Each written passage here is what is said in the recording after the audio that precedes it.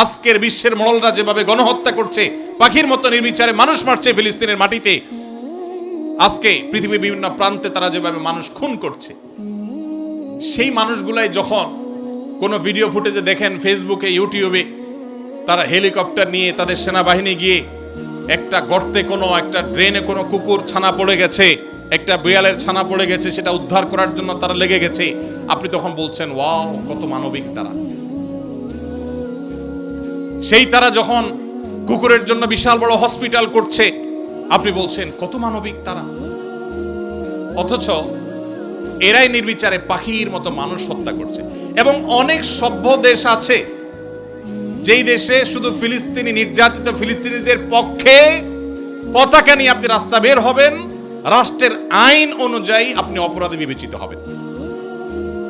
এখনো আছে, এই সভ্য পৃথিবীতে আছে। পৃথিবীর যেখানেই মার খাচ্ছে দেখবেন মুসলমান মায়ের নিচে আছে, উপরে মুসলমান নেই, তারপরও পৃথিবী বলবে মুসলমান সন্ত্রাসী। আমাদের অনেক মুসলমানকে তারা কনভিন্স করে ফেলেছে, অনেক মুসলমানের সন্তান কনভিন্স হয়ে গেছে, হ্যাঁ তাই তো, মুসলমানরা অনেক অশান্তি সৃষ্টি করে। দুইটা বিশ্বযুদ্ধ তো মুসলমানরাই করেছিল না? মুসলমানরা না? কত মানুষ মারা গেছে দুই বিশ্বযুদ্ধে? কত মানুষ? 100 মিলিয়নের বেশি মানুষ হত্যা করা হয়েছে দুইটি বিশ্বযুদ্ধে। মুসলমানরা করেছে। মুহাম্মদ সাল্লাল্লাহু আলাইহি সাল্লাম তার আদর্শকে পৃথিবীতে প্রতিষ্ঠিত করতে গিয়ে 27টি যুদ্ধে তাকে সশরীরে অংশগ্রহণ করতে হয়েছে। 27টি যুদ্ধে তিনি অংশগ্রহণ করেছেন। এই সকল যুদ্ধে যত মানুষ মারা গেছে সবগুলোর যোগফল কত জানা আছে আমাদের কারোর? মাত্র 1000 মানুষ। এর মধ্যে 600 জন বিশ্বাসঘাতকতার অপরাধে দণ্ডিত হয়ে মৃত্যুদণ্ডের মুখোমুখি হয়েছে, আর বাকি 400 মানুষ মারা গেছে 27টি যুদ্ধে। কল্পনা নয়, গল্প নয়, বাস্তব। এই জন্য বলেছি সিরাতের বই খোলেন, বিবেক খুলে যাবে। গোটা পৃথিবীতে ইসলামকে প্রতিষ্ঠা করতে গিয়ে মুহাম্মদ সাল্লাল্লাহু আলাইহি সাল্লাম 27টি যুদ্ধে অংশগ্রহণ করেছেন, সেখানে মানুষ মারা গেছে মাত্র 400 মানুষের জীবনের বিনিময়ে 400 মানুষের মূল্য, এটা দিয়ে গোটা বিশ্বে ইসলামকে প্রতিষ্ঠিত করেছেন মুহাম্মদ সাল্লাল্লাহু আলাইহি সাল্লাম। একটা ইউনিয়ন দখল করতে গিয়ে তো 400 বেশি মানুষ মারা যায়। আজকের পৃথিবীর মানবতার সবক দেওয়া মানুষগুলো পাখির মতো মানুষ মেরে যেখানে সমান করে ফেলছে, সেই মানুষগুলোই আবার মুসলমানদেরকে বলে যে মুসলমানরা নাকি সন্ত্রাসী, মুসলমানরা নাকি পৃথিবীতে অশান্তি সৃষ্টি করছে। অথচ গোটা পৃথিবীর যেখানেই মার চলছে, যেখানেই যুদ্ধ চলছে, আপনি দেখবেন অস্ত্রের নিচে তাকালে দেখবেন মুসলমানের চেহারা, আর কোন ধর্মের মানুষের চেহারা আপনি দেখতে পাবেন না। সে আফ্রিকা থেকে নিয়ে বার্মা পর্যন্ত কোথাও আপনি দেখাতে পারবেন না। যুদ্ধ চলছে আর নিচে মুসলমানের চেহারা নাই, একটা জায়গা দেখাতে পারবেন না। এত কিছুর পরও মুসলমানকে গালি শুনতে হয়। ভাইরা আমার, তো মুহাম্মদ সাল্লাল্লাহু আলাইহি সাল্লাম তার জীবন ছিল সবচেয়ে বেশি কষ্টের, সবচেয়ে জর্জরিত।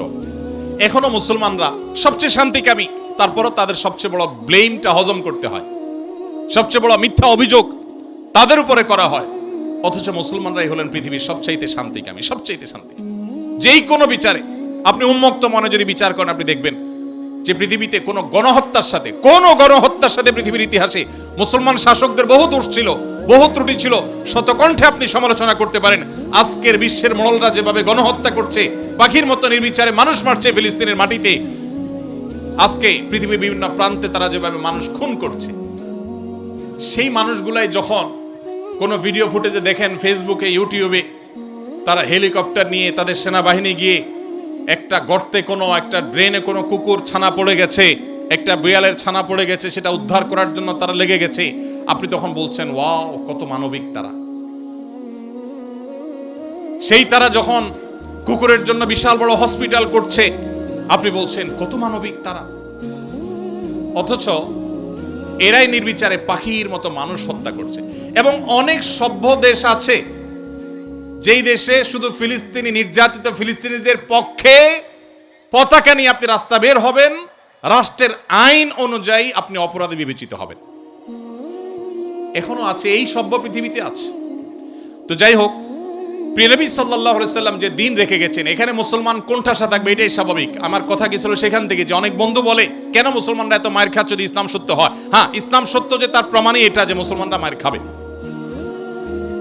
মুসলমানরা কখনো জুলুম করবে না, জুলুমের শিকার হতে পারে, মুসলমান কখনো জালিমের আসনে যাবে না। ব্যক্তিগত পর্যায়ে মুসলমান জালিম থাকতে পারে, সামষ্টিকভাবে সামগ্রিকভাবে বিশ্ববাসীর উপরে জুলুম এটা ছড়িয়ে দিবে, জুলুমের স্টিম রোলার চালাবে মুসলমানরা সামষ্টিকভাবে, এটা কোনোদিন হয়নি, ইতিহাসে কোনোদিন হবেও না।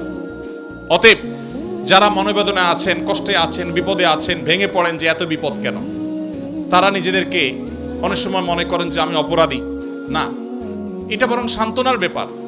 যে যত ইমানদার হবে তার জীবনে যত পরীক্ষা আসবে তার থেকে তত কষ্ট করতে হবে এবং কষ্টের মধ্য দিয়ে পার হতে হবে। ইমানদারের সাফল্য হলো যে যত কষ্টই হোক না কেন একভাবে না একভাবে কষ্ট শেষ হবে, কোনোভাবে যদি শেষ না হয় মৃত্যুর মাধ্যমে শেষ হবে। এরপরে যদি আল্লাহ তাআলা আমাকে জান্নাত অফার করেন যে বান্দা তুমি অনেক কষ্ট করেছো, তোমাকে আমি জান্নাত অফার করছি, তাহলে আমার সারা জীবনের কষ্টের বিনিময়ে অনন্তকালের জান্নাত পেয়ে গেলে এটা নিশ্চয়ই লাভজনক ডিল। ভাইরা আমার, দুঃখ বা কষ্টে যখন থাকি তখন আমরা সাধারণত এই বিষয়গুলোকে এভাবে অনুভব করতে পারি না, একটু কষ্ট হয়। যখনই আপনি আমি দুঃখে পতিত হব, আমাদের নবীজির কথা স্মরণ করব যে তার চাইতে দুঃখে কেউ ছিল না, সবচেয়ে কষ্টে ছিলেন, কিন্তু তার চাইতে সাকসেসও পৃথিবীতে কেউ ছিল না। ইন্টারেস্টিং বিষয়, সবচেয়ে দুঃখী মানুষ সবচেয়ে সফল মানুষ। কি অর্থে সফল? ওই যে তার মিশনকে তিনি সবচেয়ে ভালোভাবে বাস্তবায়ন করেছেন। প্রথম এবং দ্বিতীয় বিশ্বযুদ্ধের মধ্যে 100 মিলিয়ন মানুষ হত্যা করতে হয়নি। তার আদর্শকে তিনি পৃথিবীতে অত্যন্ত চমৎকারভাবে প্রতিষ্ঠা করে গেছেন, সবচেয়ে শান্তিপূর্ণভাবে, সবচেয়ে কম মানুষের জীবনের মূল্যের বিনিময়ে। অতএব কষ্ট যখন হবে আমাদের সবর করতে হবে, ওই কথা চিন্তা করি। আমাদের সমাজে একটা কুসংস্কারাচ্ছন্ন বিশ্বাস আছে, উক্তি আছে, এখনো গ্রামে গঞ্জে এমনকি শহরেও অনেক মানুষ আছে, কারোর যদি বিপদ আপদ পিছ না ছাড়ে একের পর এক বিপদ লেগেই আছে। দেখবেন অনেকে কমেন্ট করে লোকটা কত বড় অপরাধী হলে একটার পর একটা বিপদ লেগে আছে, কত খারাপ মানুষ। অথচ একটার পর একটা বিপদ লেগে থাকা এটা মানুষের খারাপ হওয়ার কোনো প্রমাণ নয়। একটা মানুষ ফেরেশতার মতো ভালো মানুষ হয়েও তার উপরে বিপদ হতে পারে, বরং কখনো কখনো লাগাতার এবং ধারাবাহিক বিপদ এটা তার সততার, আল্লাহ ভীরুতার, আল্লাহর নেককার বান্দা হওয়ার প্রমাণ হতে পারে। তো এই জন্য আমরা যারা বিপদগ্রস্ত আছি তাদের জন্য সান্ত্বনা হলেন নবী করিম সাল্লাল্লাহু আলাইহি সাল্লাম। আল্লাহ আমাদেরকে ধৈর্য ধারণ করার তৌফিক দান করুন। নিজের সাথে খারাপ কিছু হলে মনে প্রশ্ন তৈরি হয়, কেন আমার সাথেই এমন হলো, আমি কি দোষ করলাম? সেক্ষেত্রে আল্লাহকে এই ধরনের অভিযোগ দেওয়ার মতো পাপ করা থেকে কিভাবে বাঁচবো, কি কি করলে নিজের কষ্ট দূর হবে? এখানে অনেক প্রশ্ন আছে, যে প্রশ্নগুলো আল্লাহ সম্পর্কে অভিযোগ কেন্দ্রিক। আমাদের অনেক ভাইরা ইসলামটাকে ওই যে ভালো করে বোঝা হয় নাই, ইসলামটাকে ভালো করে শেখার সুযোগ হয়নি। আমরা আমাদের বিবেক দিয়ে আল্লাহ সুবহানাহু ওয়া তাআলাকে জাজ করে অনেক প্রশ্ন করি। অনেক সময় আমাদের এরকম মনে হয় যে এত মানুষ থাকতে আল্লাহ আমাকেই বা কেন বিপদ দিলেন। একটু আগে যে প্রশ্নের উত্তরে আমরা বলেছি আল্লাহ তাআলা সবচেয়ে বেশি বিপদ দিয়েছেন তার রাসূলদেরকে, তার নবীদেরকে। তাহলে কি আল্লাহর নবী এবং রাসূলদেরকে আল্লাহ অপছন্দ করতেন? নাউজুবিল্লাহ। তাহলে কাউকে বিপদ দিয়ে তাকে যদি ভালো কিছু, তার চেয়ে ভালো কিছু আল্লাহ তাআলা দেন, তাহলে বিপদ বিপদ নয়। কোন ডাক্তার যদি কোনো রোগীকে অপারেশন থিয়েটারে নিয়ে যান, সবকিছু বেঁধে বুঝে তারপরে তাকে কাটাছেঁড়া করার জন্য প্রস্তুতি নেন, খোলা চোখে মেডিকেল সায়েন্স সম্পর্কে মিনিমাম ধারণা না থাকা মানুষের কাছে মনে হবে যে এই লোকটাকেই কেন বেঁধে এরকম কষ্ট দেয়া হচ্ছে। অথচ বাহ্যিক দৃষ্টিকোণ থেকে এটা কষ্ট দেয়া হলেও এটা মূলত তার জন্য উপকার করা।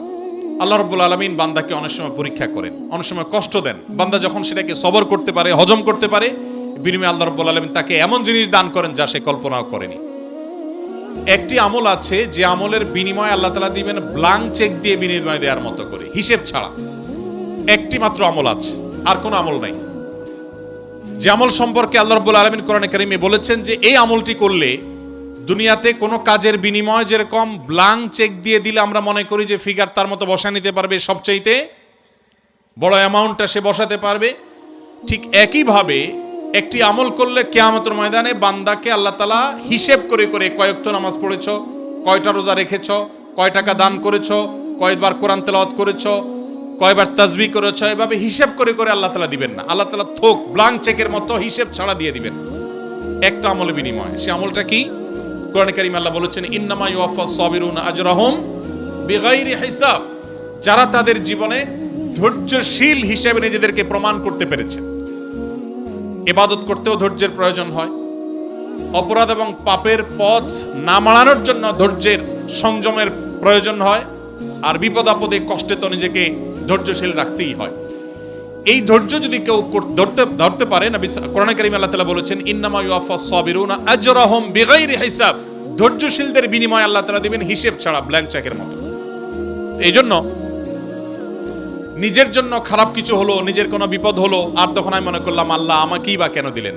আল্লাহ আপনাকে ভালোবাসেন, সেজন্য আপনাকে তা দিয়েছেন। এটি আমার কথা নয়। নবী সাল্লাল্লাহু আলাইহি ওয়াসাল্লাম বলেছেন ইন্নাল্লাহা ইযা আহাব্বা কওমান ইবতালাহুম। আল্লাহ যখন কোন সম্প্রদায়কে, কোন মানুষকে ভালোবাসেন, তাকে পরীক্ষায় ফেলেন, তাকে বিপদে ফেলেন। এটা আল্লাহ সুবহানাহু ওয়া তাআলার সিস্টেম।